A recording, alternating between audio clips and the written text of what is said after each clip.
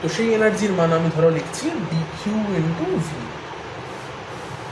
তাহলে সেই এনার্জিটাকে আমরা কি লিখতে পারি, ডিডাব্লিউ বা ডিইউ যাই বলো না কেন। আমি যদি এটাকে কার্য হিসাবে লিখি ডিডাব্লিউ লিখবো, এনার্জি হিসাবে লিখলে ডিইউ লিখবো, এটা কোনো প্রবলেম নেই, লেখাই যায়। ডিইউ লিখতে পারো বা ডিডাব্লিউও লিখতে পারো, তোমাদের যা খুশি তাই লিখবে। আমি দুটোই লিখে দিলাম, ডিডাব্লিউ লেখা যায় যদি কার্য করে লেখো, আর এনার্জি ভাবে লিখলে ডিইউ লিখবে। আলটিমেট সেটা কত না ডিকিউ ইন্টু ভি হলো, মিটে গেল ডিকিউ ভি।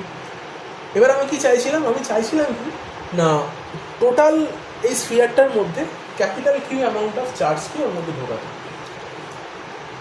তো তখন আমার ডাব্লুর মান বা কৃতকার্যের মান কত হবে না, ইন্টিগ্রেশন 0 থেকে ক্যাপিটাল কিউ ডিডাব্লিউ এমনটা হওয়া উচিত।